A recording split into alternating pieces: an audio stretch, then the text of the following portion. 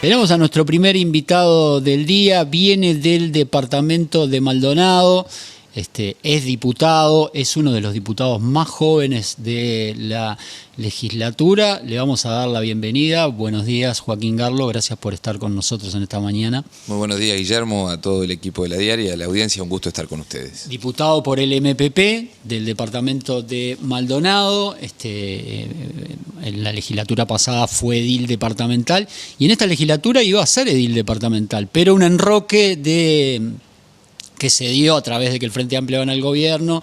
Frati pasa al Ministerio de Ganadería, Agricultura y Pesca. Eduardo Antonini, que era el diputado por el departamento de Maldonado, el diputado titular, va al Senado y ahí se le abre esa vía a Joaquín y que lo trae hasta Montevideo, ¿no? Efectivamente. ¿Sos de los diputados más jóvenes, 28 años? Efectivamente, 28 años. ¿Hay alguien más joven? El diputado Duque del Partido Colorado de Canelones, que tiene 27. Y después somos varios que estamos ahí en la sub-30, en varias bancadas. Asumió hace unos días el diputado Núñez en el lugar de Alejo Pierres por el departamento de Rocha. Que la asumió como intendente, ¿no? Fernanda Feir del Partido Nacional, Julieta Sierra también del Frente Amplio.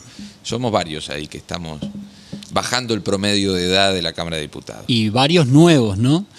También. ¿Cómo se sienten? Es una legislatura que se ha caracterizado por tener un gran porcentaje de gente que de alguna forma está debutando, más allá de que alguno pueda haber ingresado alguna vez como suplente o trabajado en algún despacho. ¿Cómo se representa ese momento? ¿Cómo se vive? Y bueno, esa tasa de renovación que ha tenido la Cámara en esta nueva legislatura creo que da cuenta también de un momento histórico, un proceso de evolución en la vida política y en la vida de los partidos políticos también. Yo insisto mucho con que los partidos políticos son el sustrato de nuestra democracia, ¿no? Son la base fundamental de nuestro sistema democrático. Y en ese proceso de evolución de los partidos y de la política a nivel local y a nivel regional también, el espacio que los jóvenes vamos teniendo dentro de las estructuras institucionales de a poco va creciendo y da cuenta también de un proceso que tiene muchos años y yo creo que le hace muy bien a la vida institucional y a la vida democrática la mayor participación posible de las y los jóvenes. Creo que en esa frase de más jóvenes, mejor política, ¿no? Y en ese sentido, en mi caso personal, desde hace muchos años vengo militando dentro del Frente Amplio, con responsabilidades tanto orgánicas como institucionales. Vengo de 10 años en la Junta Departamental, yo entré como edil suplente en el año 2015, fui electo concejal del municipio de Maldonado. Quiero detenerme ahí, Sí. Tenías 18 años. 18 ahí. años, recién cumplidos. Hay un dato ahí, ¿no? No debe haber muchos casos de ediles de 18 años en el país, ¿no? No, en aquella legislatura creo que éramos 2 y en esta última capaz que hubo un poco más. Pero ese fue el comienzo también de un nuevo proceso en mi vida militante y en mi actividad política. ¿Cuándo arranca tu militancia? Yo empecé a militar a los 13, 14 años en la organización de la Marcha del Silencio en Maldonado. Mi militancia política inicial fue en lo social y en los colectivos vinculados a los derechos humanos y al pasado reciente. ¿Y eso fue algo, empezar por esa vía militar, fue algo tuyo o venía de la familia? ¿El tema de derechos humanos en tu familia era un tema que se hablaba, que preocupaba? Sí, sin duda, que en el núcleo familiar siempre estuvo muy presente, siempre ha estado presente la política en términos amplios, ¿no? Y particularmente esa militancia. Y eso me motivó a acercarme a un grupo de veteranas, compañeras que estaban nucleadas en Crisol, en Maldonado, y en el colectivo Por Memoria y Justicia, en fin. Y ahí empecé un proceso también de descubrir la historia reciente, de descubrir la organización política del Uruguay, de descubrir dentro del Frente Amplio las distintas vertientes o corrientes de pensamiento, y me llevó a los 14 años a afiliarme al Frente Amplio y a los 16 al Movimiento de Participación Popular. ¿Y por qué dentro de un espectro de sectores te volcaste por el Movimiento de Participación Popular? ¿Qué te movió? Yo creo que fueron varios factores. Uno, sin duda, la figura de Pepe como referencia en su discurso, en su línea de pensamiento, de acción, que fue determinante en ese sentido. y cuestiones más de fondo vinculadas justamente al proceso de construcción del MPP como movimiento, esa lógica horizontal, participativa, plural. Yo encontré ahí un lugar de militancia de igual a igual con veteranos que hacía 40 años que venían militando y que venían de otras épocas y de otras organizaciones y de otros contextos.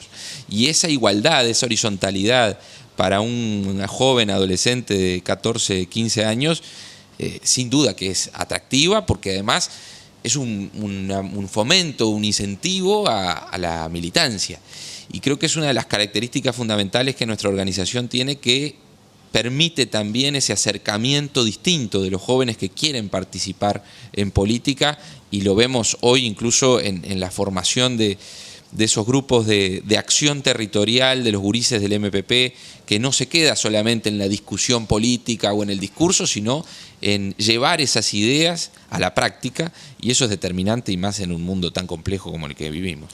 Pepe tuvo muchas virtudes, pero fue bastante polémico para las organizaciones de derechos humanos. ¿Eso a vos te generó algún conflicto en algún momento personal? No, conflicto personal no. Sí que hemos discrepado a lo largo de los años con Pepe con distintas opiniones y visiones. Yo nunca he adherido a esa lógica del líder indiscutible, ¿no? Porque la lógica del MPP también lleva a la discusión entre iguales, y que no haya un verticalismo o una visión unívoca de las cosas, sino todo lo contrario, de que esa horizontalidad y ese pluralismo son reales y son genuinos. Y nos ha tocado en congresos del MPP, en direcciones nacionales, en el regional interior, de la estructura orgánica del MPP, de discrepar con Lucía, con el Flaco Agassi, otrora con el Bicho Bonomi, en pie de igualdad. Eso no sucede en la mayoría de las organizaciones políticas, y creo que es un diferencial muy importante, y es lo que ha permitido también, entiendo, el crecimiento de nuestra organización, y que la ciudadanía vea en nuestra organización una forma distinta de hacer política en un espectro político tan complejo como el que existe hoy en nuestro país, ¿no? Hay un dato que no sé si mucha gente sabe: sos sobrino político de Yamandú. Entre otras cosas. Entre otras cosas, también. Pero sos parte de la familia de alguna manera. Me imagino esos asados, lo que serán. ¿Se pone monotemático el tema o no? ¿O se liberan ahí? Yo siempre he escindido mi militancia y mi actividad política de mi vínculo familiar. Por una cuestión, creo que no es saludable tampoco estar siempre inmerso en la actividad a la que uno se dedica, ¿no? Entonces, ese cuidado de separar las cosas y de hablar de otros temas, y de la vida, y de música popular, y de libros y lectura, creo que es mucho más fructífero a veces que centrarse únicamente en la vida política, en la cotidiana, en esas discusiones, pero sin duda que de vez en cuando alguna conversación hay arriba de la mesa. ¿Te da consejos? ¿Le diste consejos? Hablamos mucho, sí, conversamos. No sé si consejos, pero sí intercambiamos ideas. Bien, Joaquín, ¿cómo organizaste tu vida? Los diputados del interior tienen esa particularidad, cuando hay sesiones convocadas están en Montevideo, algunos, otros no, y generalmente sobre el fin de la semana viajan hacia sus departamentos. En tu caso, ¿te radicaste en Montevideo? ¿Viajás todos los días cuando hay sesión? ¿Cómo organizaste tu vida? No, yo sigo viviendo en Maldonado. Creo que hay una lógica también de cómo está organizada la institucionalidad nacional en ese sentido. La Cámara de Representantes está conformada por 99 representantes de los distintos territorios de la República. En mi caso represento al departamento de Maldonado. Vivo en Maldonado, allí crecí, he vivido toda mi vida, he trabajado en el departamento, y creo que la mejor forma de representar a la ciudadanía de Maldonado es conociendo la realidad local, y para eso es necesario estar en contacto permanente con esa realidad. Y voy y vengo a Montevideo todas las semanas, pero estoy radicado en Maldonado y así pienso seguir, porque además tengo un sentimiento de pertenencia y de cariño por esta tierra tan única a nivel nacional y regional, que bueno, es muy fuerte y me lleva también a a defenderla con otra impronta. Una tierra única con muchas contradicciones que ya vamos a entrar, pero bueno, yo doy fe del amor de Joaquín por Maldonado, porque desde, ustedes no lo van a ver, pero tiene un pin con el escudo del departamento en la solapa del saco, bueno, y eso demuestra esa pertenencia también, ¿no? Sí, puede ser una señal de eso. Mostrarle al resto del mundo quién soy y de dónde vengo, ¿no? Por supuesto, y conversábamos antes de empezar, es el escudo en uso en el territorio nacional más antiguo de todo el Uruguay, de 1803, tiene una historia muy interesante y que da cuenta también de una identidad local que a veces se pone en discusión, ¿no? Hemos escuchado decir Maldonado no tiene identidad o ha perdido su identidad por esa característica cosmopolita que tiene, sobre todo vinculado a la zona balnearia y a Punta del Este. Yo creo que lejos de eso, la identidad de Maldonado está en permanente construcción e históricamente ha sido así. Y reivindicar eso y profundizar ese proceso de construcción colectiva de la identidad creo que es muy importante y que debemos además desde los lugares de responsabilidad pública fomentar esa participación activa en la construcción colectiva de la identidad de Maldonado, que lejos de no existir o de haber desaparecido o de haberse destruido, crece y se alimenta de toda esa gente que viene a Maldonado desde distintos puntos del país y de distintos puntos del mundo. Claro, se da la particularidad de Maldonado, tuve la oportunidad de estar ahí hace poco y alguien me decía que me pareció como muy atinado, es el primer destino de muchos uruguayos antes de pasar por el aeropuerto e irse a otro país. Esa gente que está buscándose la vida, que no consigue solucionarse la vida en su país y que bueno, termina, los caminos los llevan a vivir en otro país, buscando trabajo, etcétera, etcétera. Muchas veces hay una previa, ¿no? Como antes de irme definitivamente al Uruguay, bueno, voy a Maldonado a probar suerte. Sí, efectivamente, Maldonado siempre ha sido tierra de oportunidades y presenta una serie de contradicciones en ese sentido muy grandes desde hace muchas décadas, no de hoy. La gente muchas veces del interior del país, del resto del interior, ve en Maldonado el lugar donde hacer la gran vida y donde conseguir trabajo es muy sencillo y donde los salarios son exorbitantes y después llegan y se dan cuenta de que la realidad no es así. Maldonado sí tiene un gran potencial y está en permanente crecimiento, pero la realidad social y económica del departamento tiene grandes contradicciones. Tenemos en un radio de menos de 10 kilómetros las propiedades más caras de todo el Uruguay y el asentamiento más grande del interior del país. Y ese contraste, que es muy fuerte, y para los que vivimos en Maldonado más aún, creo que da cuenta también de la necesidad de profundizar a nivel local ciertos procesos de distribución de la riqueza, de atención de la problemática social que estamos trabajando ya desde el Parlamento y en coordinación con el Poder Ejecutivo para atender esas situaciones, poner foco en esas problemáticas, porque son problemas que además se vienen arrastrando desde hace muchos años y el crecimiento exponencial de Maldonado, el crecimiento demográfico de Maldonado ha sido tan grande en los últimos años que es necesario que el Estado acompase los servicios, la prestación de servicios con ese crecimiento, cosa que no ha sucedido en el último tiempo. Ya vamos a hablar de temas locales, pero te voy a tirar un tema que va a ser disparador también, porque el tema medioambiental en Maldonado es clave por ese crecimiento desordenado y muchas veces favoreciendo grandes emprendimientos y la política de excepciones muy aplicada por el gobierno de Antía, pero quiero arrancar y preguntarte tu opinión, cómo lo viviste como legislador del oficialismo, la aparente solución para un sector de la sociedad, no para todo, del proyecto Neptuno. Bueno, creo que es una buena noticia que uno de los compromisos de gobierno, del actual gobierno y también del programa del Frente Amplio, iba en esta línea de encontrar una solución a este proyecto que presentaba una serie de complejidades, que los distintos colectivos vinculados a la cuestión ambiental venían advirtiendo de forma sistemática y muy contundente, con un gran respaldo técnico, con fundamentos desde la academia muy fuertes, que este proyecto era inconveniente. Por lo pronto inconveniente.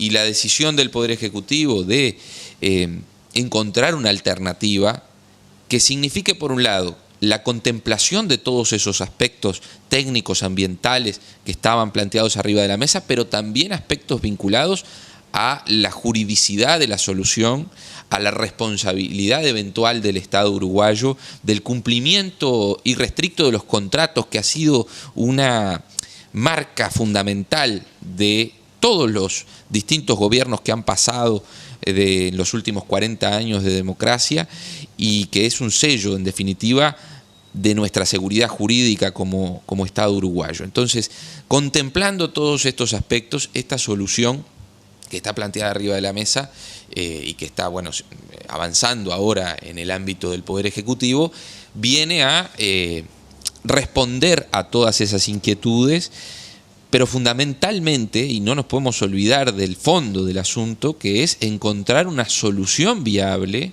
y sostenible al suministro de agua potable en el área metropolitana, que es un punto central, en definitiva, y que ha sido uno de los compromisos fundamentales del presidente de la República, del programa de gobierno del Frente Amplio, y con estas acciones se va en la línea justamente de dar cumplimiento a ese tema central, por todo lo que vivió el área metropolitana y Montevideo particularmente años atrás con las dificultades en el suministro del agua potable. ¿Sos consciente de todas formas que hay un debate que todavía no está despejado, que es el debate sobre la constitucionalidad y sobre ese plebiscito sobre el agua, que ahora está tomado como con 12 interpretaciones? El abastecimiento de agua no puede ser prestado por privados. Hay algunos que dicen, en realidad eso no es un problema porque la empresa va a abastecer a OCE, que va a ser la que finalmente va a abastecer a toda la población.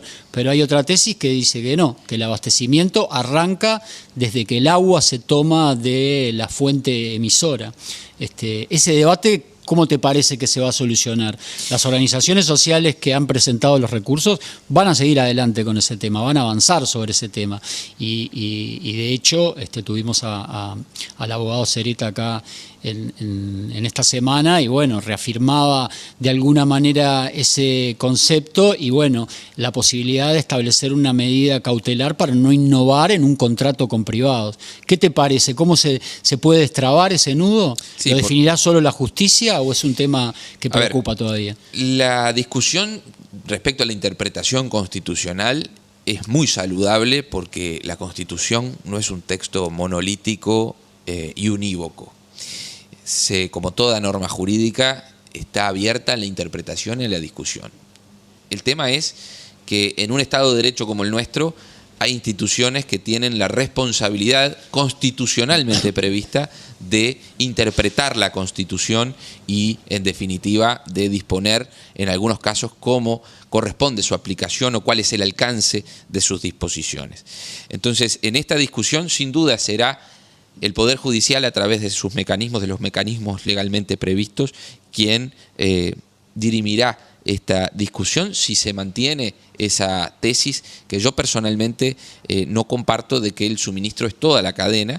Yo creo que también hay que incluir en la discusión y en el debate ese otro elemento que es la responsabilidad del Estado uruguayo. Si bien hubo un gobierno que anteriormente asumió un compromiso en nombre del Estado, el nuevo gobierno está buscando una solución para que ese proyecto concreto, que no sería la solución al problema, que traería aparejado otros inconvenientes, otras aristas, tenga un desenlace en definitiva que permita, por un lado, contemplar todos esos aspectos técnico-ambientales, pero por otro lado también garantizar ese sello fundamental del Estado uruguayo del cumplimiento de los contratos y de la seguridad jurídica como sustrato para un montón de cosas que vienen aparejadas, ¿no? Que está vinculado no solamente al proyecto concreto, sino a la visión de la economía uruguaya desde el exterior, a la garantía de los ciudadanos y de todas las personas que vivimos en el país de cuál es la responsabilidad o el compromiso del Estado en el cumplimiento de sus obligaciones. En definitiva, va a una cuestión mucho más integral y no es solamente el tema concreto en sí, sino un montón de aristas que convergen, que creo que dan para la discusión y el debate en torno a estos temas. es muy importante, porque de esos disensos, de esas opiniones distintas y del intercambio de esas opiniones, es de donde surgen las buenas soluciones. Y creo que de ese proceso de intercambio y de discusión ha surgido un camino posible, que es el que el Poder Ejecutivo plantea hoy. Bien, nos metemos en temas de tu departamento. ¿Qué te Con parece? gusto. Con algunos aspectos. ¿Cómo ves este arranque de Miguel Abella? Quiero poner un poco de contexto para la gente que quizás no domina tanto la interna del departamento. Miguel Abella fue hombre de confianza en la anterior gestión municipal de Enrique Antía, el intendente de Maldonado por 2 periodos, ¿no? Y se especuló mucho durante la campaña cuánto iba a poder hacer Abella y cuánto iba a estar la figura de Antía presente de alguna manera desde las sombras, por ponerle, por adjetivarlo. ¿Cómo ves este arranque de Abella, que en campaña dijo que su intención era abrir la cancha y dialogar con el Frente Amplio? Antía no dialogaba prácticamente con el Frente Amplio, si no es así me corregís. Y uno de sus primeros hechos, volviendo a Abella, fue convocar al Frente Amplio para evaluar la posibilidad de trabajar en algunas comisiones. Entonces son 2 preguntas en una, ¿no? ¿Cómo ves a Miguel Abella? Y si Miguel Abella realmente ves que se puede independizar de la figura de Antía, ¿no? Bueno, son varios puntos, una pregunta con muchos puntos. En primer lugar, creo que ha habido un cambio notorio en la impronta del gobierno departamental a raíz de la asunción del nuevo intendente, e incluso antes, después de la elección, inmediatamente después de la elección, el intendente electo le envió una carta a la mesa política del Frente Amplio planteando su interés de sentarse a conversar. Y ese es un cambio sustancial respecto a lo que fue el gobierno de Antía durante los últimos 10 años, donde no existió diálogo con la oposición, donde incluso era un ataque permanente a la oposición. Yo personalmente fui blanco de distintos señalamientos personales del intendente Antía, acusado de poner el palo en la rueda, de estar en contra de todo, cuando en realidad nuestro rol responsable desde la oposición fue la construcción de alternativas, de propuestas, de denuncia de lo que estaba mal, del control de la administración departamental. Entonces hay un cambio claro en la impronta del gobierno con el nuevo intendente, que lo primero que hace es abrirse al diálogo con los partidos de la oposición, proponer instancias de intercambio con esos partidos de la oposición, a lo cual nosotros accedimos con gusto, porque entendemos que la mejor forma de trabajar por Maldonado y su gente es sentándonos alrededor de una misma mesa los que pensamos de forma distinta para construir las soluciones a los problemas de la comunidad. Y es lo que la sociedad nos está exigiendo, que dejemos de lado las diferencias y nos concentremos en los temas en los que podemos construir acuerdos para mejorar la vida cotidiana de las personas. Y ahí va a estar puesto siempre nuestro trabajo, nuestro esfuerzo, como lo ha estado a lo largo de estos años. Y en ese sentido el Frente Amplio ha tenido también una gran renovación dentro de la Junta Departamental, tiene representación en la mayoría de los consejos municipales, y desde esos lugares institucionales, pero también desde el territorio, desde la militancia, en los comités de base, en las organizaciones sociales, en los distintos colectivos que están inmersos en la sociedad de Maldonado, también vamos a estar trabajando, como lo hemos hecho a lo largo de este tiempo, para poder mejorar la vida de la gente de Maldonado y atender las cosas que no se atendieron a lo largo de estos últimos 10 años, que son muchas, como hablamos anteriormente. De Abella me quedó despejado. ¿Cuál es tu idea de Abella? ¿Y de Antía, cómo lo ves? ¿Sigue incidiendo, te parece? Yo creo que no, que a Antía ya se le terminó su ciclo, que el punto final fue la semana pasada. En los últimos días previos a la finalización del periodo de gobierno, llevó adelante una serie de acciones bastante desprolijas y que rozan la dificultad de dejar el poder, ¿no? Como el proyecto de decreto que envió a la Junta y que se votó con los votos del Partido Nacional, que garantizaba el ingreso a la intendencia del 85% de las personas que él había puesto a dedo a trabajar en estos últimos años, que debían finalizar sus contratos con la finalización del periodo de gobierno, pero que Antía, en una medida claramente clientelar y contraria a los principios de la buena administración, poco transparente, que no respeta la igualdad de oportunidades, dice no, yo quiero que el 85% de esos funcionarios que entraron a dedo bajo mi decisión queden trabajando dentro de la Intendencia.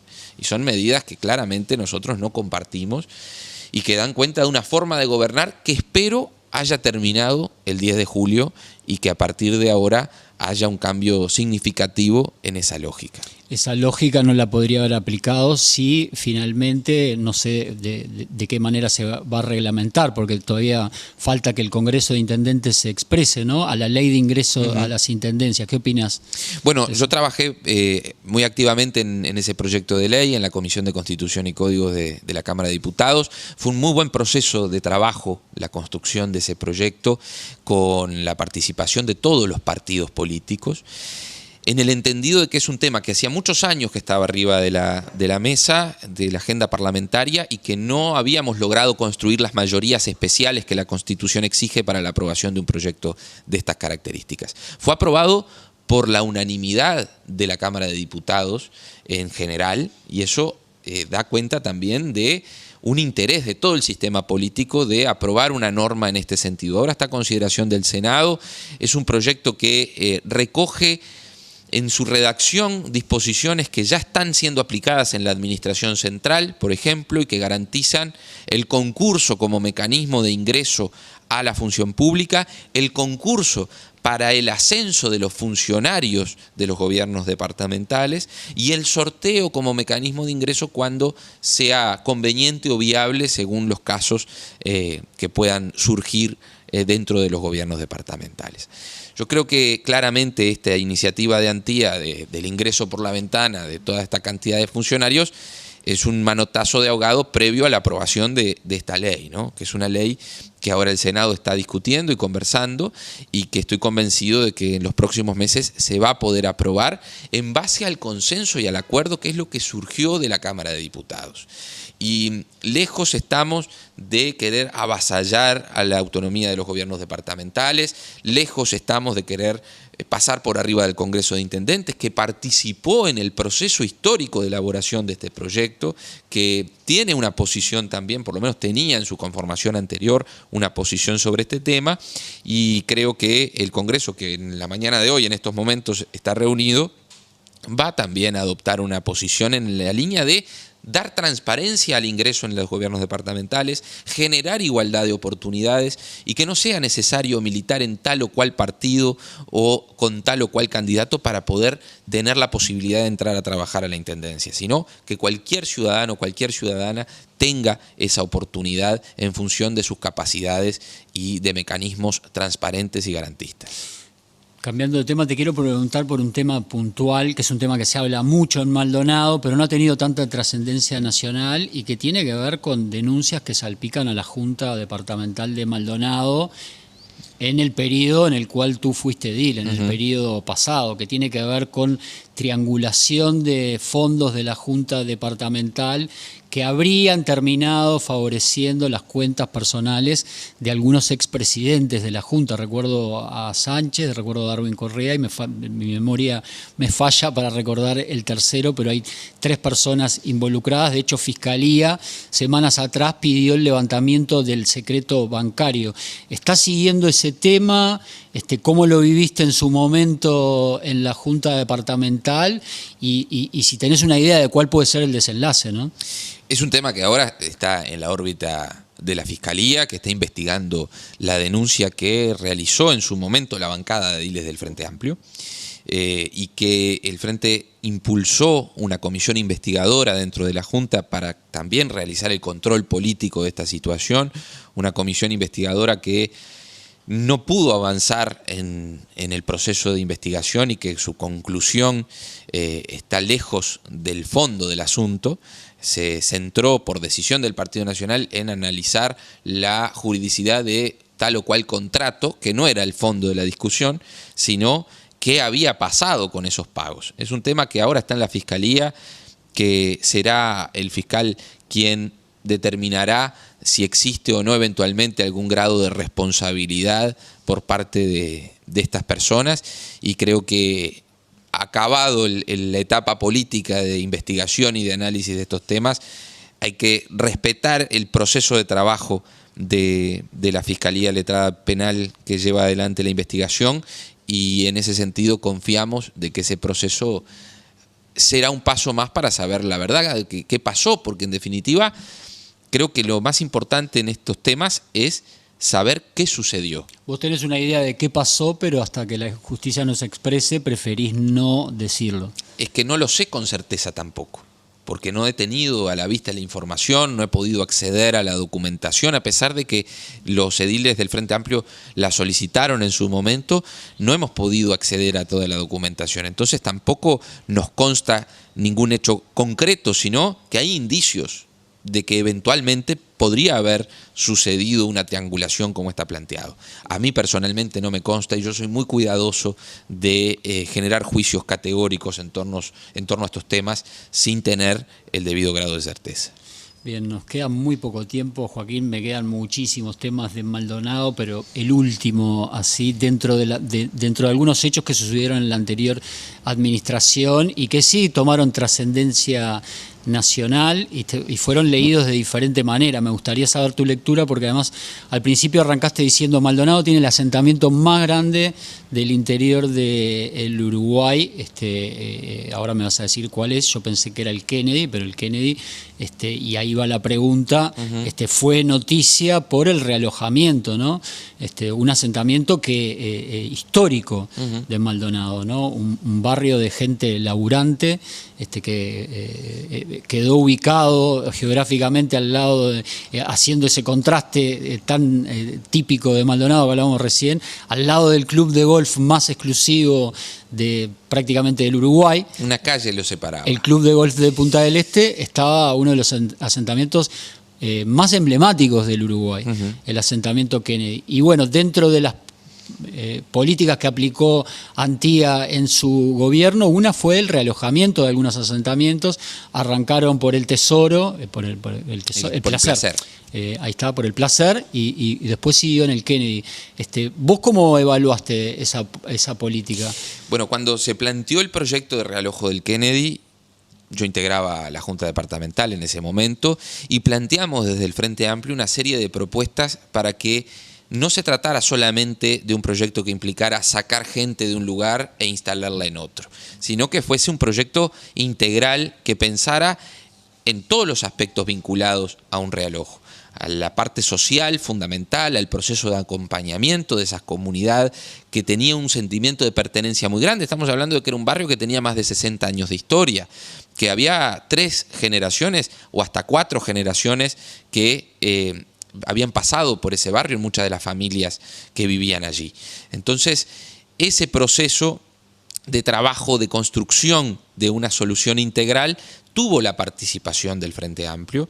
Aportamos ideas que fueron recogidas en el proyecto definitivo, y también otros aspectos como, por ejemplo, los temas financieros vinculados al realojo, porque este realojo se hizo gracias a un préstamo que contrajo la Intendencia de Maldonado con la CAF. Y que nosotros veíamos que la situación financiera de la Intendencia era compleja, a pesar de que el Partido Nacional lo negaba. Hoy lo reconoce, porque esta semana el intendente electo solicitó a la Junta una anuencia para contraer un nuevo préstamo por $38 millones, además de subir algunos impuestos. Para pagar, en este caso, entre otras cosas, estos préstamos de que me estás hablando.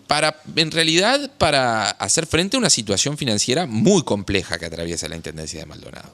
Y esa situación financiera compleja tiene como antecedentes, por ejemplo, estos préstamos. Entonces, nosotros planteábamos que para hacer frente al préstamo del Kennedy, una vez que el barrio fuese desalojado, realojado, y que estuviese ya las familias instaladas, y que los aspectos sociales fueran contemplados, y que esa tierra en definitiva iba a quedar libre y la Intendencia la quería vender, nosotros pretendíamos entonces que, si se iba a vender, que lo producido por esa venta fuera a pagar el préstamo que sirvió para el realojo, y no para otra cosa. Y finalmente así se aprobó. Entonces, está previsto para este año, a través de República Fisa, la venta de la tierra donde estaba el barrio, y con lo producido de esa venta se va a pagar el realojo, se va a pagar parte del préstamo que contrajo la Intendencia. Eso fue una propuesta del Frente Amplio. Yo personalmente adhería a la posición de que el barrio se regularizara donde estaba, por varios aspectos. Primero, por una cuestión histórica, por una cuestión de construcción de identidad local, porque la tierra donde estaba el barrio era de la Intendencia, es tierra pública, entonces no era necesario comprar otra tierra para generar el realojo, y que además estaban dadas las condiciones y había tierra libre para poder regularizar a todas esas familias en el lugar. La decisión política del Partido Nacional fue sacar el barrio de ese enclave. No sabemos muy bien por qué. Por esa razón pusimos la condición de que si se iba a realojar y a vender la tierra, lo que resultara de la venta fuese a pagar el realojo, y no para otros fines o para la especulación con esa tierra, que es una tierra importante, ¿no? Estamos hablando de unas cuantas hectáreas en un lugar privilegiado de Punta del Este. Con un valor que debe ser de mercado altísimo en estos momentos. Joaquín, me quedaron 1000 temas para hablar de Maldonado, de una realidad tan compleja, pero bueno, no faltará otra oportunidad para que pases por estos micrófonos. El agradecimiento de que te hayas arrimado hasta acá, hasta el Café La Diaria, y bueno, hablaremos en cualquier otro momento. Por supuesto que sí, ha sido un gusto, y un saludo a todo el equipo de La Diaria con este nuevo proyecto, que creo que es una suma más a esa integralidad de este medio que se construye colectivamente y que me llega además todos los días al despacho, y estamos ahí siguiendo las noticias.